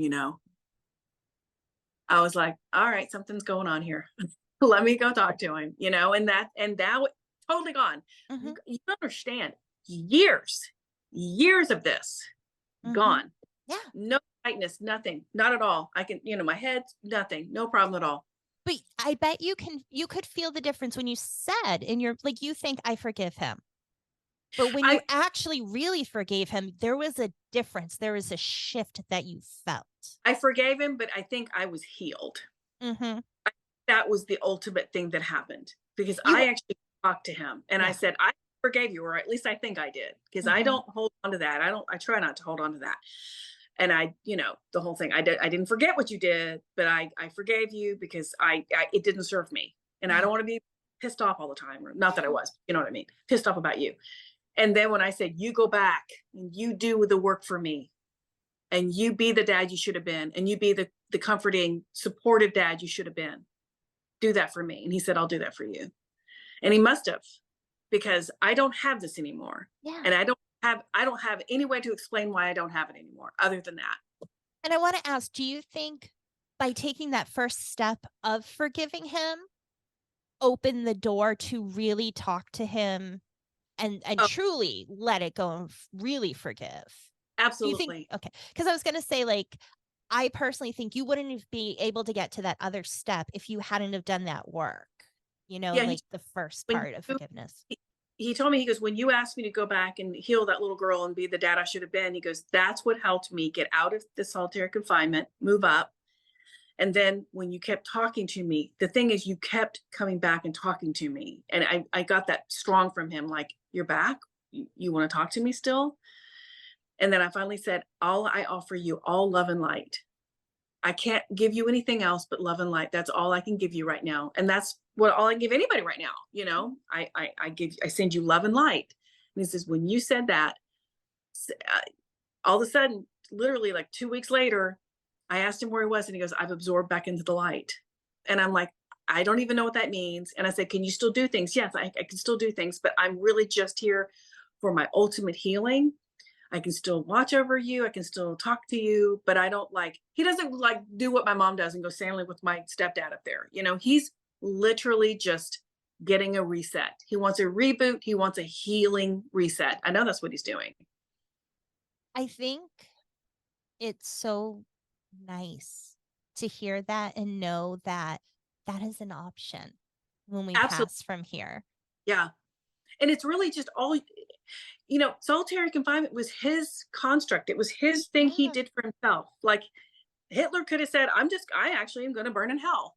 Even though there is no hell, there's near-death experiencers I talked to that went to hell, but it was in their own conscious. Yeah. And then they figured it out. Oh, this isn't real. This is all my indoctrination or whatever it is. Yeah. See what I'm saying? So he did that to himself, but that was his way of saying, I am so sorry. I feel horrible. And because God's like, you can do that if you want. You don't have to. But if you want to do that, you can do that. And I'll let you know, I'm here when you're ready. And he was. And then, to be, but I also think to be so, just, what do you call it? So, what do you call that when you're just so, you feel so badly about things and you're so, you're so sorry for it. And someone accepts you, even though you did horrible things. Yeah. Accept you and you go back into the light. To me, that is like the ultimate healing of anything you can possibly do. And it's all there for us. It doesn't matter. And It does matter. I know it matters in people's lives when people do horrible things. Don't get me wrong. I'm a victim of it. We all are victims of certain things in our lives. We all are. But when you understand how it works and you understand you don't have to be afraid of death, you don't have to be afraid of hell. There is no hell. You only have to be afraid of your own judgment. That's really all this is. Because there's nothing else. And when you really truly do forgive someone, when you really, because you're like, oh, I'll never forget that son of a, I can't believe it. Well, what are you doing? Are you helping yourself staying really upset with the tightness in are you really doing good for yourself? Is that helping you? No, it's not helping me. Is it helping them? No, it's not helping them. Well, I don't want to help them. Okay, well, help yourself, at least help yourself. Yeah. And when I started helping myself, I was open enough and gracious enough and gave him grace to go, you know what can I do for you? What can I do for you? All right, then I need you to go back because honestly, you're doing it for me, but I'm also doing it for you because you're leveling up. You're getting out of here. Ugh. Wow. Yeah, I'm just like, my mind is going in so many thoughts and my heart is going in so many directions. And it's just like, all I'm thinking of is it's so beautiful that this healing is happening for you and your family. And that I hope people hear this and they know that, there's more life to live and there's more Yeah, healing to always do, and that you can do it and it is possible because people are doing it. And absolutely. I don't even know what other words to say right now. I'm just like so thankful that you're here sharing all of this with us. Well, I tell you, I'm thankful that I was able to talk to my resident psychic medium who said, just talk to your mom. She got the ball rolling in that respect for me. And then when I realized I could actually do it, because everybody can do this, you can do this. All you have to do is practice. And it took me months. Just do what I did. Just say what they would say back to you. That's a good start. Like if you're missing your sister, your dad, or whoever it is in your life that you're missing, and you can talk to them. Don't do it right after they die. Give it a little time because they need to. I think they have a transition period. I really think a good month or so that they just let them be. There's no time over there, but there's time here. Just let them be. But when you're ready, even if you don't like them, even if you're mad, just see if you can communicate with them. Just try, because you're going to heal yourself. You will heal yourself. And just put in your head, what would they say to me? Oh, well, they would say, hi, sweetheart, like my mom. Well, if you're there, what do you do all day? Just ask them that. And if something comes out of your head that you would never have thought of, that's them. It's really that easy. And I want to put in there the transition because when my great aunt Lorraine passed, I talked to her, but it's very quick. It's like almost little bursts. I guess is the best way I can put it. And then it was probably within 2 months after her passing. I was talking to Karen and we were doing this thing. And I said, oh, can you get in touch with my Aunt Lorraine? Mm-hmm. And she was able to, but she was having a really hard time. And so we were talking about it and we were saying, I think it's because it was so fresh. And the feeling I got was, it's hard because I get a lot of feelings, but it's almost like being in between a doorway. Yes. And you're halfway in here and you're trying to come out and reach, but you're trying to you've already you're going through the door. So it's hard to kind of get back out and get in there. So it's just like little bits. And I think, again, confirmation, the feelings, the stuff that we get, and then having other people talk about that and confirm it. So it's like, if somebody did just pass and you're having a hard time communicating, for me, it was like these little bursts of just feeling them or hearing them. But it does grow more as more time goes, because sometimes, they're kind of everywhere at once, but they need that healing. So anyone listening, I please don't get discouraged. Like if you just lost somebody and you want to communicate with them, but you're having a hard time, and also focus on the feeling. Like, did you get more feeling at first than like auditory hearing them? For me, it really was. I heard, I'm a greeter. I heard that, and it was my own voice. It wasn't her voice. It was just my own. You know how some people can't hear that though in their head. Some people don't have that ability, even like they don't think, they can't some people don't have that auditory thinking process. Like I'm always thinking, vacuuming or thinking, you know how you do. Yeah. Some people don't do that, but that's how it happened for me. I do think it's different for everyone. It could be a feeling.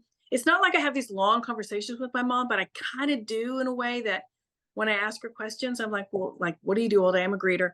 Well, and I ask her, can you do things that you did here? She goes, yeah, we can go into a house we loved. We can go sailing. We can go to Europe. We can do all these things. We can just hang out with you guys, And I'm like, well, what if you're gone? She goes, I'm still there.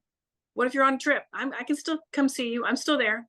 Because it's almost like how we imagine God does it. They can do that too. They're all the same spirit as God. God's just everybody. You know what I mean? We're all part of him. So he's just so massive. He, she, it, whatever is so massive. I don't think there's no genders over there either. It's like it's energy, It's absolutely energy. Yeah. Yeah. And she goes, and I asked her, I said, what's it like? Like, how does it feel?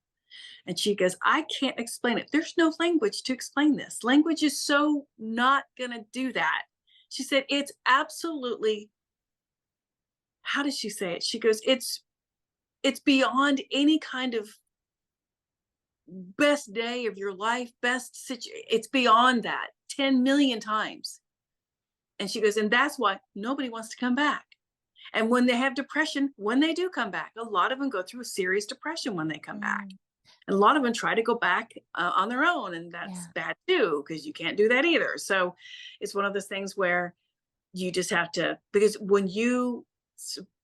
apparently when you go there, like when you have a near-death experience, you know everything immediately. Like you understand how it works. You understand it all. You know how like in our dreams, everything makes sense? Yeah. You know what I mean? Everything makes sense. And you wake up and you're like, what the heck was that? You can't explain it to anyone because if you try to explain it, it makes absolutely no sense. But in our mind as it's happening, how you got from here to there makes sense. It totally makes sense. Well, that's how it is there. And how I know all this is real too is I remember every single thing my mom says and how she says it. You know how like in a dream, you just forget it pretty fast. It's gone so fast. But I can remember every single conversation I've had with her, and I can remember every single conversation I've had with my dad. And I know I wasn't dreaming, and I know I wasn't making it up because I could, I know every little thing about it. That's what also makes it real, because I have to have some kind of validity, some kind of proof to know they're talking to me. Because how insane does that sound? It's just insane, but she's right here. It's wonderful, not insane.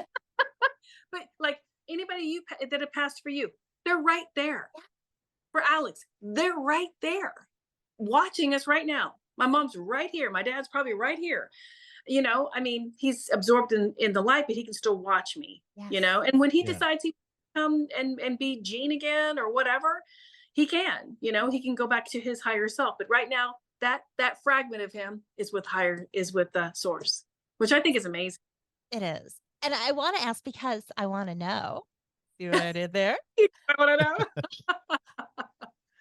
Do you think this is going to open a door to mediumship for you? Or is that something you want or you're interested in? You are so funny to say that. So many people are like, you can do this. And I'm like, listen, I don't think I want to do this as a living. I mean, I know I could do it with my mom. I don't know how I can do a little bit of it with my friend Christina Curran. She teaches it. So she was kind of saying, okay, I'm going to give you this and I want you to tell me what this is. And I would be right on the nose. And I was like, what? And it was something for her. And I was like, I don't know where red feather's coming from. She goes, oh my, come on, where would I have gotten red feather? And she goes, oh my God. And she was like, whatever that was. I can't remember what it was now. And I was like, what? And she goes, it totally makes sense. So I like the podcast too much. I like doing that. I like spreading awareness more, but that I can do this for myself is more rewarding for me, because everybody can do this. Everybody can do this. Don't just think it's us. We're not gatekeeping anything. I promise you. All you have to do is set your intentions to say, mom, dad, sister, dog, whatever it is, because people are like, oh, I'm a pet psychic. If you could talk to souls, you can talk to souls. I don't care if it's a pet. I don't care if it's a person. I don't see what I'm saying. I think some people specialize and can understand animals more because of how they present themselves. But to say, I can only communicate with animals. No, you can. If you can communicate with souls, you can communicate with souls. Exactly. And again, I think because we're all connected, We can. Yeah.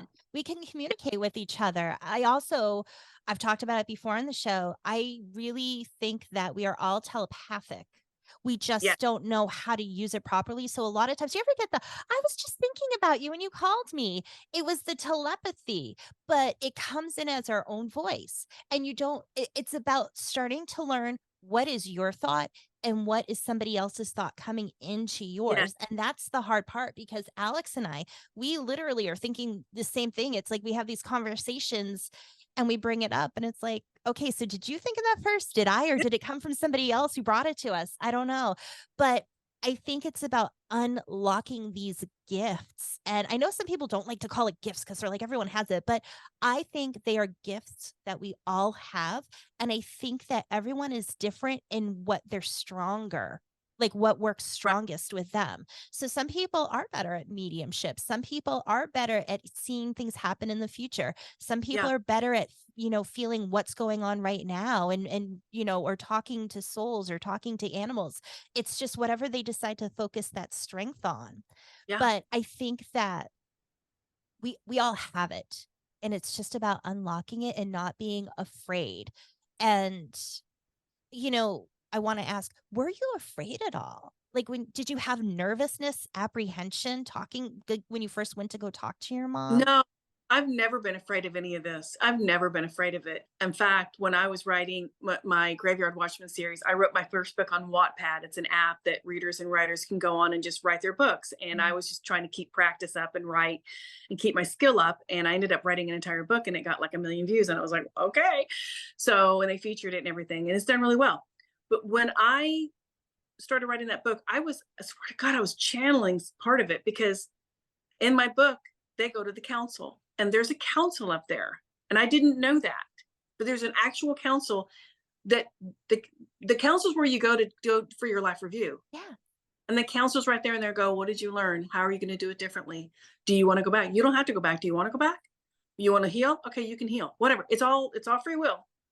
So, and I was like, that's what I was writing in this book, because it's about angels and demons, and the angels, something happened with them and some of the angels died, and this angel felt really bad. It's kind of like how my dad felt really bad, right? So he's putting himself in this prayer thing and fasting and all this. And the woman he was in love with said, are they going to punish you? And he goes, oh no, they don't punish you. They don't punish you. That's not how it works here. She goes, well, why are you here? And he goes, I'm doing this because my men deserved me to be there, or whatever. And he was being all chivalrous, but he was doing it to himself so that he could represent them and respect them the way he wanted to do that. Was that something that was required? No.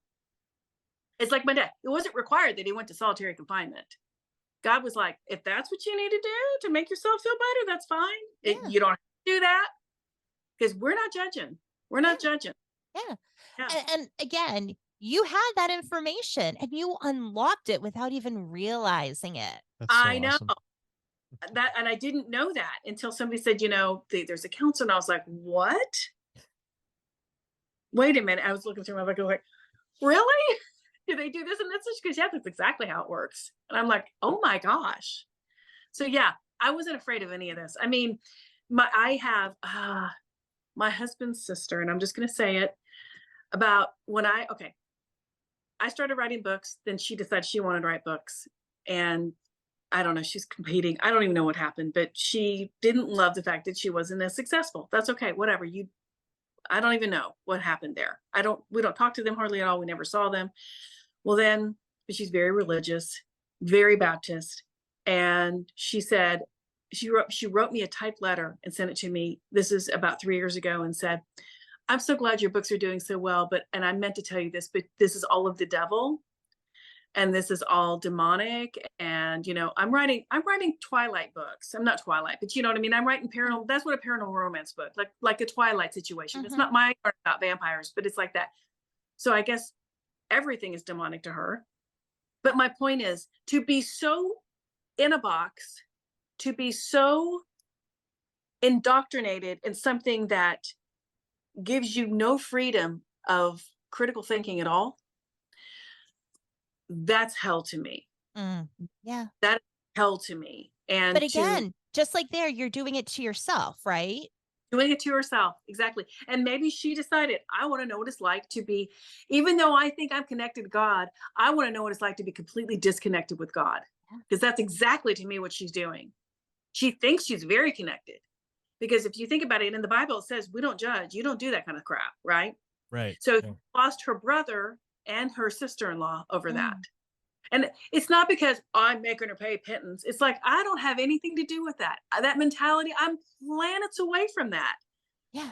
I have no patience for it. I wish you all love and light, though. I wish you love and light. And that's all I can do. And if, and I would never wish anything bad to happen to her, ever.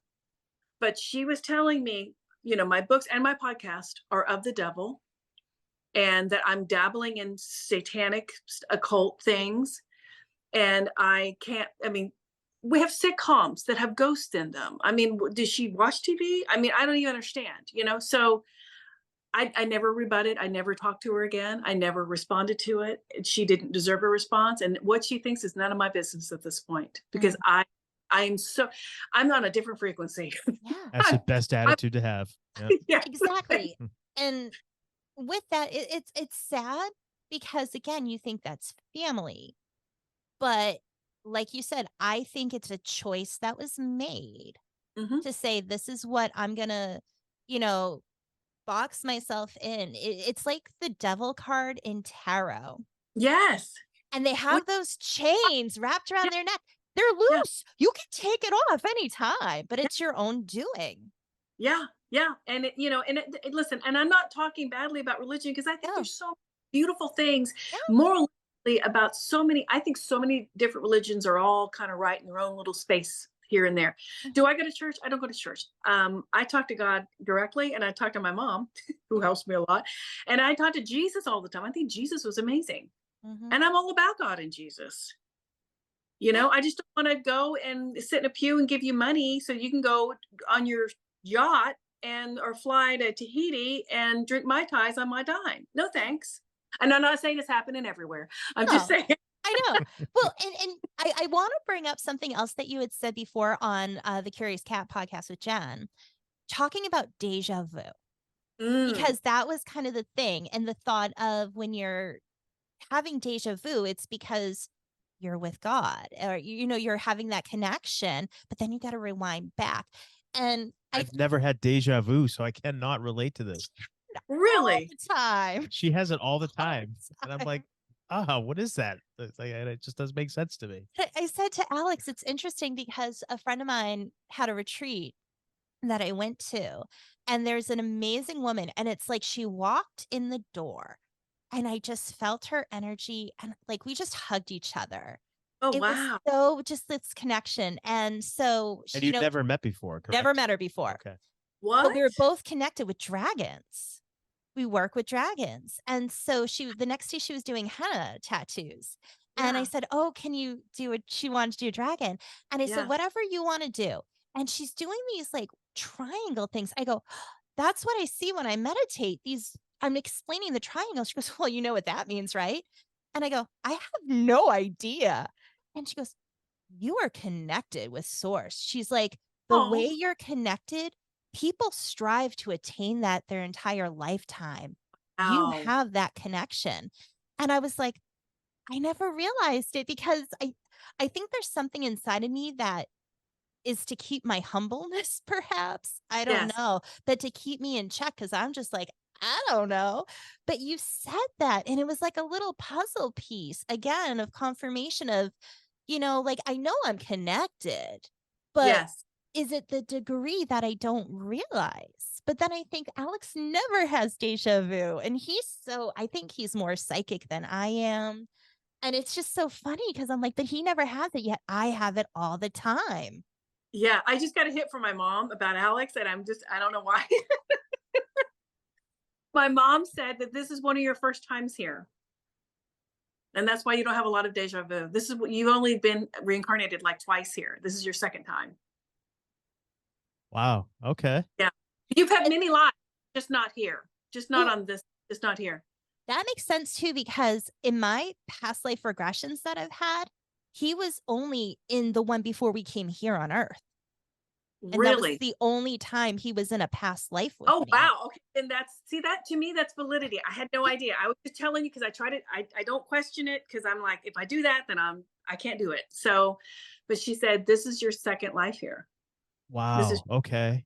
yeah. And we've tried to go, like I've tried to do a past life regression, and we can't get past a certain point. He has a hard time. A very difficult time. There was something blocking. Yeah. But he's been many other lives, other places, many, and he was, mom keeps saying, beautiful, beautiful soul, beautiful soul. So, yeah, beautiful soul. She keeps telling me that. Yeah. So I know. I can't believe I'm doing this. I've never done this. I've never done anybody except for my friend. No, it's nice. Yeah. I think too, like, I'm so open and I'm okay with being wrong, you know? Yeah. Oh, yeah. Yeah. I'm not afraid of being wrong. And I'm the kind of person, it's interesting because I was thinking when you were talking about like the review and everything, like I want to learn. And if I'm not doing something right, tell me. Absolutely. You know, because I don't know if I don't know. Yeah. And I feel like we're all going through these experiences totally blind. We have no idea. And we have to figure things out for ourselves. And what's right for you might not be right for me, might not be right for Alex. But, you know, we've somehow found each other and we have these similarities and these ways of thinking and these feelings that we agree on. And again, like, it just makes me feel so nice that it's a space where we can open up and be honest about what's going on and have these conversations. And again, not feeling ridiculed, not feeling judged. It's, I don't know. I just think it's really nice. And here you are saying like, your mom's saying this and it makes sense. And it's like, this is so beautiful and it's real and it's happening and it makes sense to us. And it's a safe place where we can do this. Yes. She said, so nice. Beautiful soul. She said, he's such a beautiful soul. It's hard for him to be a human. It's hard because you're not. Humanity is hard for you in the way of you're such a good person. It's seeing everything is hard on you. Seeing the bad is hard on him. That's just what she's. I don't know if that's true or not, but that's what she said. That's yeah. I'm like you're yeah. That's why you haven't come here very often. You really haven't wanted to be here. This is somebody must have talked you into coming. Probably.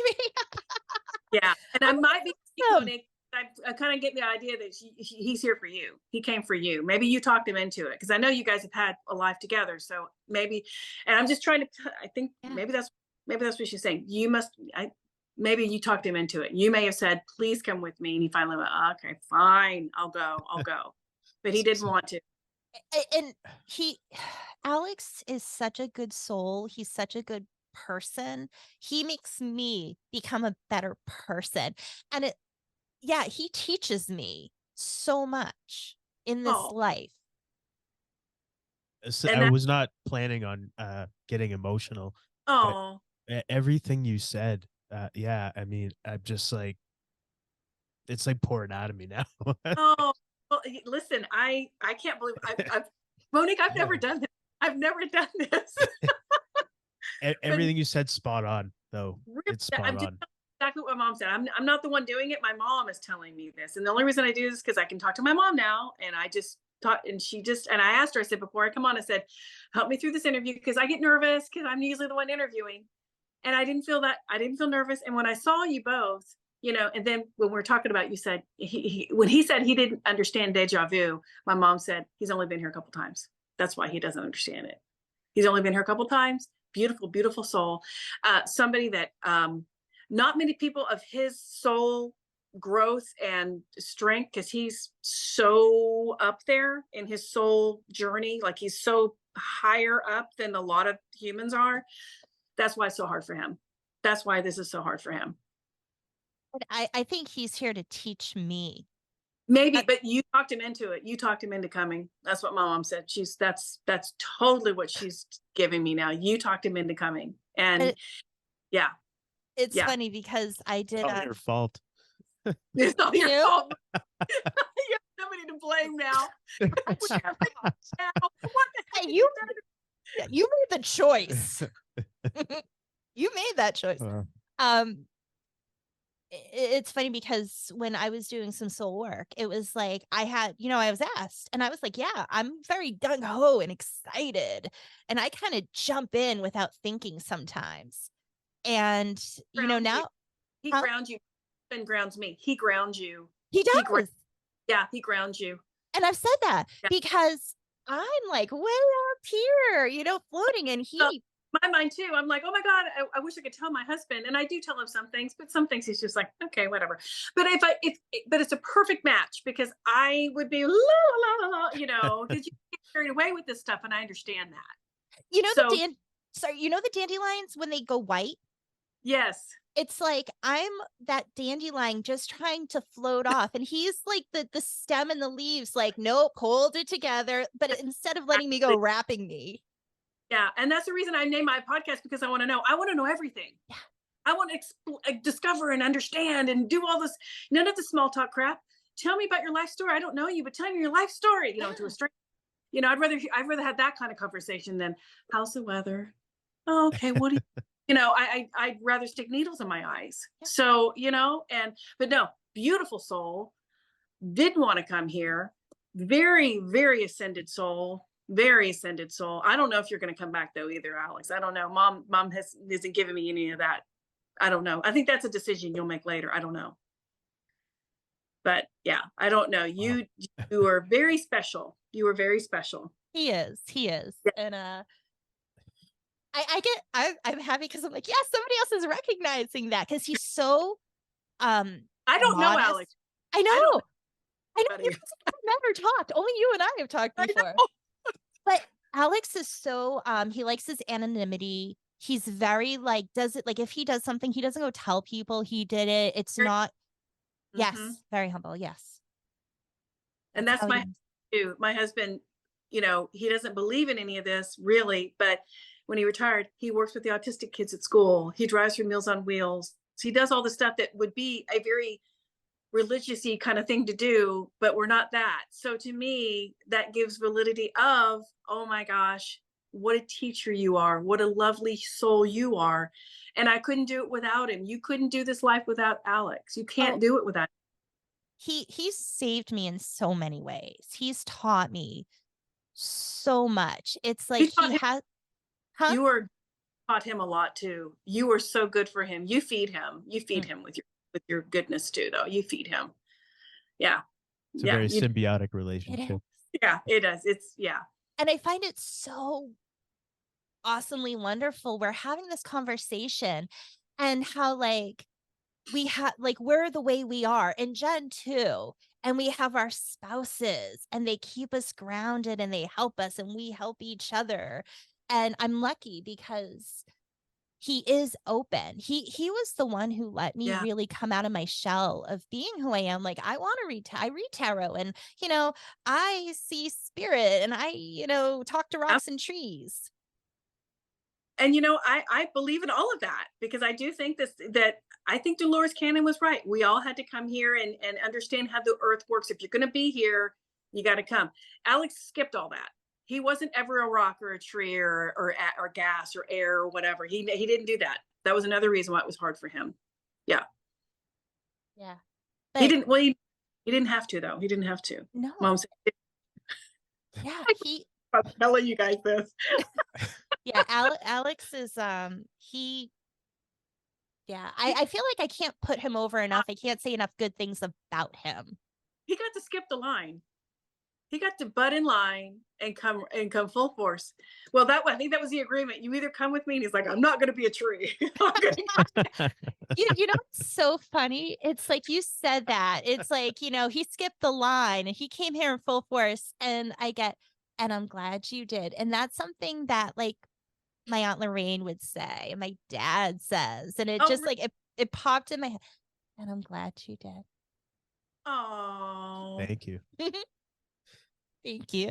Wow. Yeah. Well, I think this is a good point to kind of wrap up. This has been such a fun and enlightening and emotional and educational, conversation. And wow, I'm still again, my mind's just everywhere. I call my friend Christina and go, I just gave a reading. And I'm thanking your mom too. Yes, Oh, no, thank Mom you didn't. to your I didn't mom. give her.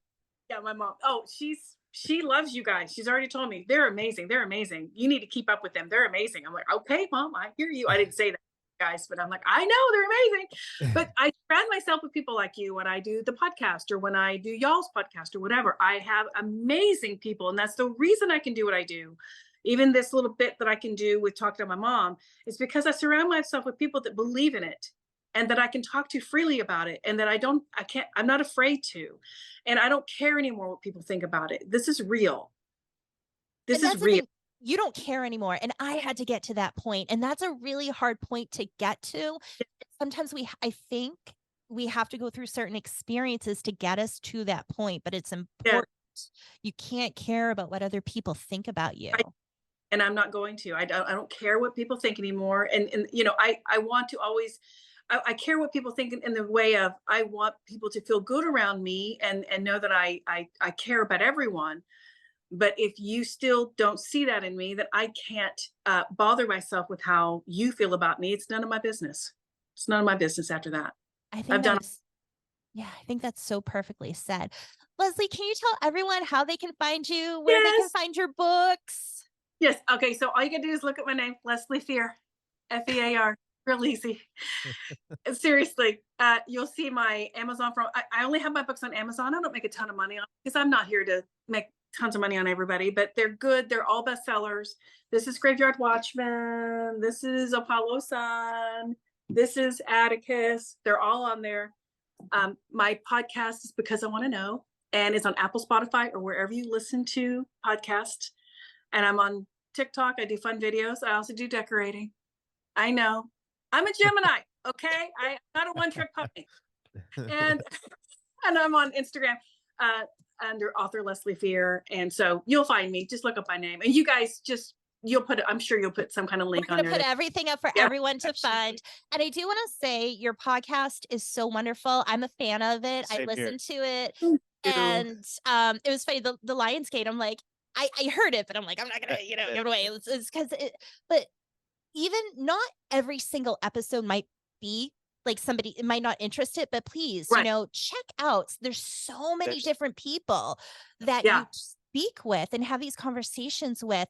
And, something might not interest you, but for one that doesn't interest you, I'm sure there's like 50 that do. Yeah. So there's something for everyone. And you may not want to talk to a hot air balloon pilot, but you might want to hear about, someone that was in a cult, or you might want to hear somebody that left a very high demand religion, or you may want to hear, I love the near-death experiences because they all have different experiences, but they all say the same thing. Just like I said, the other side's more real than here. They didn't want to come back. Every single one. Leslie, I almost said, you might not be interested in the guy who flew hot air balloons. I almost said that and didn't. Really? It's the telepathy. I was like, no, I don't want to pinpoint a specific episode because I was like, I don't know if I'm going to be interested in that one. So it was the first one, because I remember when I saw that one come out, but it was just so funny. I literally was going to say that and decided not to pinpoint anything specific. And then you said it. Yeah, I know. Yeah. It's called connection. I know. And I'm so glad we have a connection. I'm so thankful for that. I'll have to have you back on because I love the tarot, and I love when you do like little predictions for like what's coming up or whatever we do. And we'll have you back on. I love that you do tarot work. We can just chit chat about spirituality. I don't care.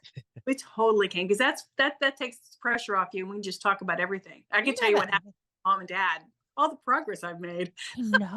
Well, you know what? I feel like we need to get like a group of us together and just have like a tea chat, like get together and just chit chat with each other about what's going on. Like that's one of the things I want to do is just get everyone, like you, me, Jen, Karen, like a group of us together. Focus house and all of us just drinking wine and talking. Yeah. Fun. That'd be so great. I'd sit in on that. Yeah. Alex is just kind of like, okay, there they go. I'll take the kid. He's so patient with me. But no, it's been so much fun. Thank you guys for having me on your podcast. Thank you. Like I said, I'll have you back on, and it's been a delight. It's been so much fun, and I can't believe I did my first reading. What? Woo! It was awesome. Thank you so much. Fantastic. That was incredible. This is definitely Wow. something special. Thank Well, you. Thank you. So that was an amazing conversation, I Yes. thought. Yes, it was. And thank you, Leslie, so much. Thank you again. Yes, that was like mind blowing and wonderful. And It was great. Yeah. It was just a fantastic conversation. Like I said, we continued on after, and it was just great. What an amazing lady. Yeah. So thankful that we got to speak with her today. I mean, you've already spoken with her before, and you have that previous relationship, but just like now, it's like, wow. And I listened to her podcast too, so I'm like, she's got that cool energy about her and everything, but just like actually not listening to her talk to somebody else, but being in a conversation with her was just so awesome. Like, she's just a great lady. So that was, and thank you again, just Leslie, just for sharing all of that, thank you, Leslie's mom. and thank you, Leslie's mom. Yeah, I'm just blown away. Indeed. Well, with that, we want to thank you for listening, for watching, for being with us and sharing your time with us. Yeah, it's our most valuable asset is our time. Mhm. So if you stuck around this long and you've been listening for any length of time, we appreciate it. We really do. We appreciate you. Yes. So until next time, I'm Alex, and I've been joined as always by my beautiful, lovely, gorgeous, amazing wife, the lovely Monique. And you've been listening to the Homewrecker podcast.